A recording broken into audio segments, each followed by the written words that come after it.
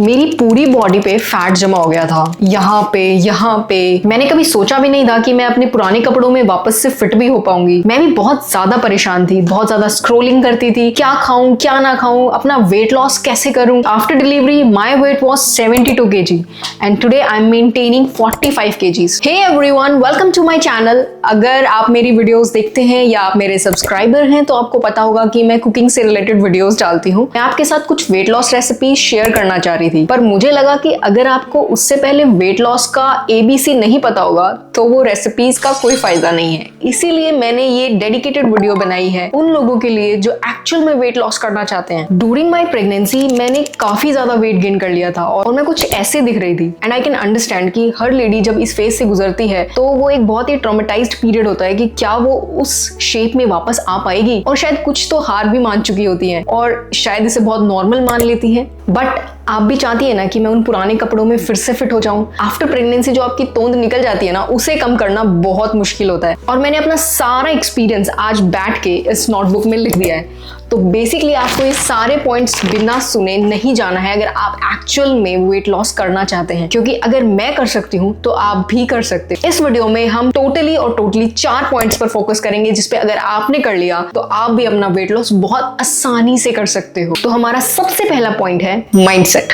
After pregnancy एकदम से आपका वेट गेन हो जाता है। मेरा भी I was 45 to 50 and after pregnancy I was near to 60 और 70। यानी कि मेरा इतना ड्रेस्टिक चेंज हुआ कि मुझे खुद नहीं समझ आ रहा था कि मैं इसका कैसे लूज करूंगी। और जब इस तरीके से ड्रेस्टिकली आपका वेट गेन होता है ना, तो आप एकदम बहुत ज्यादा स्ट्रेस ले लेते हो।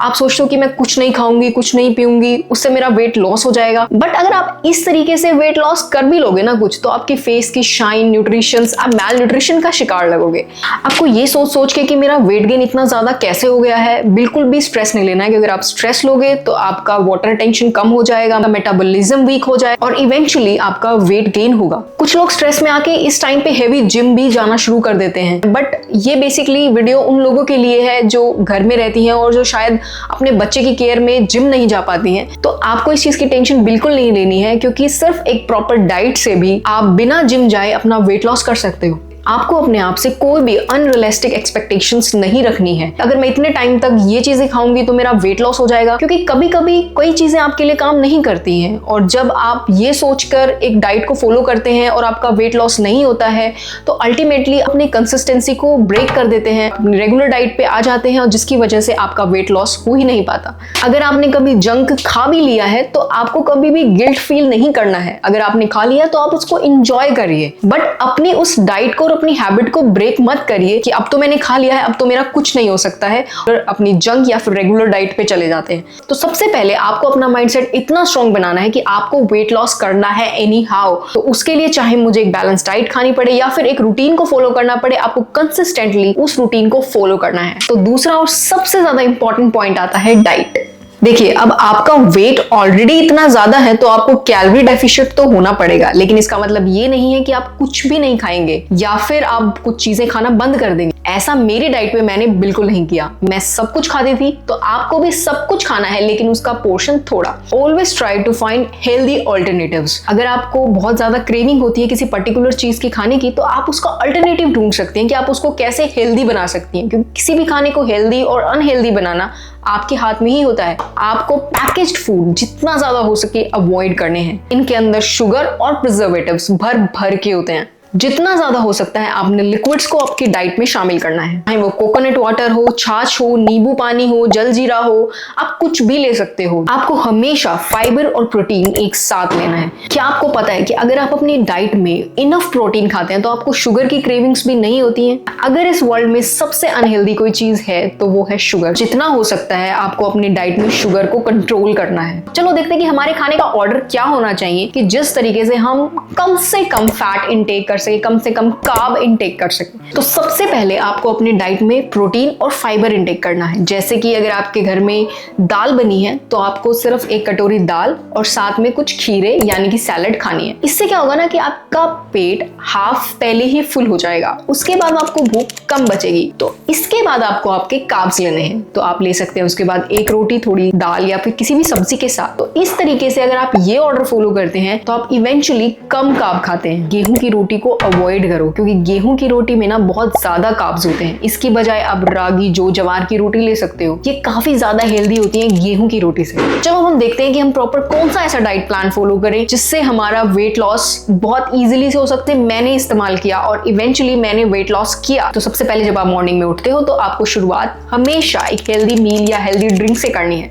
आपको सुबह उठते ही कभी भी अनहेल्दी खाना नहीं खाना है, क्योंकि दिन का फर्स्ट मील या फिर कोई भी ड्रिंक हेल्दी होना चाहिए। अगर आप शुरुआत यानी सुबह ही कुछ भी अनहेल्दी खा लेते हैं तो पूरा दिन गैस या एसिडिटी जैसी प्रॉब्लम्स परेशान करेंगी। पर्टिकुलरली मैं बहुत डिलीजेंटली फॉलो करती थी, वो है सफेद पेठा। आप अपनी डाइट में सफेद पेठा ऐड कर सकते हो। सफेद पेठा बहुत ही ज्यादा न्यूट्रिशियस होता है, उससे वेट लॉस प्लस आपके चेहरे की शाइन प्लस आपकी बॉडी के सारे टॉक्सिन्स सब निकल जाते हैं। सफेद पेठे का टेस्ट बहुत ही न्यूट्रल होता है, उसमें आपको कुछ भी ऐड नहीं करना है टेस्ट को और एनहांस करने के लिए। बट अगर आप एक बार पीना शुरू कर देंगे तो इवेंचुअली वो आपकी हैबिट बन जाएगा और ये आपकी सबसे अच्छी हैबिट होगी। उसके बाद आपने लेना है आपका ब्रेकफास्ट। कभी भी अपना ब्रेकफास्ट स्किप मत करिए। एज पर स्टडी कि जो लोग अपना ब्रेकफास्ट स्किप करते हैं they are more prone to diabetes. आपको पता है कि जो लोग ब्रेकफास्ट नहीं करते हैं उन्हें कंपैरेटिवली ज्यादा शुगर की क्रेविंग्स होती हैं, ज्यादा जंक खाने का मन करता है। आप अपने दिन की शुरुआत किसी स्प्राउट चाट से कर सकती हैं। अब आपको स्प्राउट चाट भी कच्चे नहीं खाने, उन्हें हल्का सा रोस्ट कर लीजिए, उसके बाद उन्हें खाइए, क्योंकि इससे फिर आपको डाइजेशन इश्यूज भी नहीं होंगे। आप अपनी डाइट में ओट्स भी ऐड कर सकती हैं। कोई नॉर्मल ओट नहीं बल्कि स्टील कट ओट्स। ये ओट्स ज्यादा फाइबरस होते हैं नॉर्मल ओट्स के मुकाबले।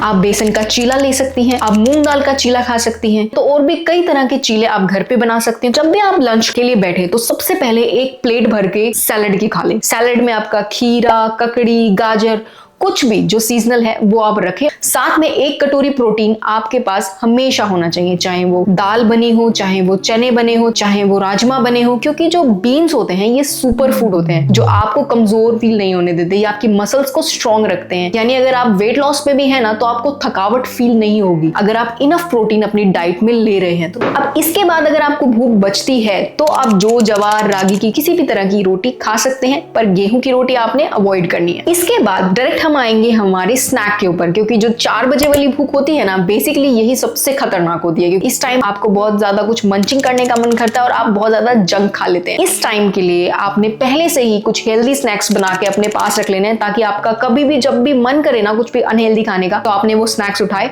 और आपने वो खा ली। जिससे क्या होगा ना कि जो आपको एक क्रेविंग हो रही थी ना कि मुझे कुछ चटपटा खाना है, कुछ क्रंची खाना है, वो क्रेविंग्स खत्म हो जाएंगी। आप मखाना स्नैक बना सकते हो। मखाना को रोस्ट कर लीजिए, थोड़ा सा नमक डाल लीजिए और वो इतने क्रंची हो जाते हैं ना, आई थिंक टेस्ट में वो किसी भी बाहर के जंक को फेल कर सकते हैं। इसके अलावा आप चना हमेशा भिगोके रखिए, बस उन्हें बॉईल करिए, एक सीटी लगवाइए और उसके अंदर प्याज टमाटर डाल के एक बढ़िया सा स्नैक तैयार कर लीजिए, जिससे आपका प्रोटीन इंटेक भी पूरा होगा और आपको क्रेविंग्स भी नहीं होगी। इसके अलावा भी अगर आपको बहुत ज्यादा मन कर रहा है बाहर का टिक्की बर्गर खाने का तो आप एयर फ्रायर रेसिपीज को ट्राई कर सकते हो। एयर फ्रायर नहीं है तो आप ऐसी रेसिपीज बना सकते हो जिसमें बहुत ही कम तेल का इस्तेमाल हो, मैदा का इस्तेमाल ना हो, और उन्हें क्रंची सा बना के घर पे ही खा सकते हैं। उसके बाद हम जाएंगे डायरेक्टली डिनर की तरफ। डिनर आपने बहुत ही लाइट लेना है, जिसके अंदर आप कोई भी वेज सूप ले सकते हो, चना सूप ले सकते हो, दाल का सूप ले सकते हो। बेसिकली आपको सब्जियों का सूप लेना है, जिससे आपका ना तो वेट गेन होगा और बॉडी को जो भी न्यूट्रिशन चाहिए वो सब मिलेगा।